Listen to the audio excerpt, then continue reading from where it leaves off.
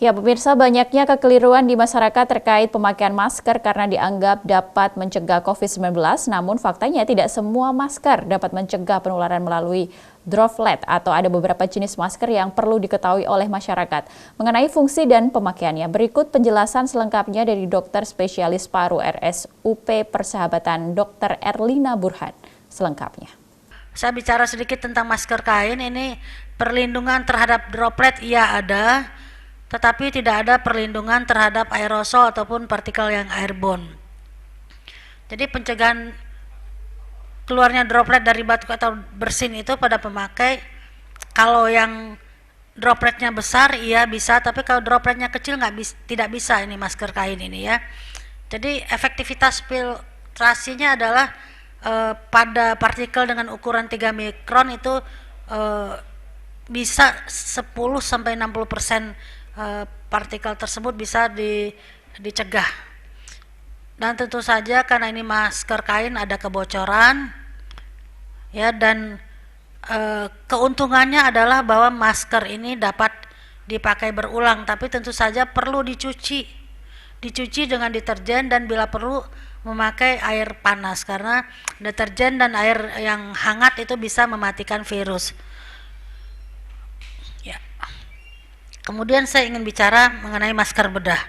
Masker bedah ini adalah perlindungan terhadap droplet. Jadi memang dipakai untuk melindungi kita dari droplet yang dikeluarkan oleh orang lain. Ya, tetapi memang tidak bisa dipakai untuk melindungi terhadap partikel yang ada di aerosol atau di partikel yang airborne. Dan efektivitasnya adalah bisa memfiltrasi 30-95% partikel dengan ukuran 0,1 mikron.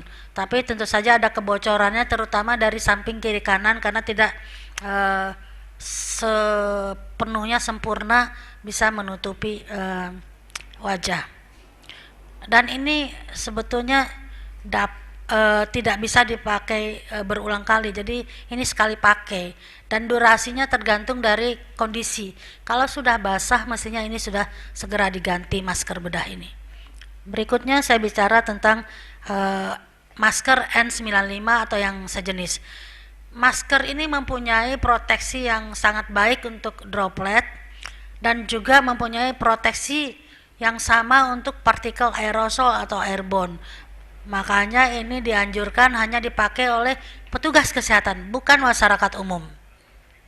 Dan efektivitasnya cukup tinggi, memfiltrasi partikel yang ukuran 0,1 mikron itu sampai di atas 95%. Makanya namanya N95.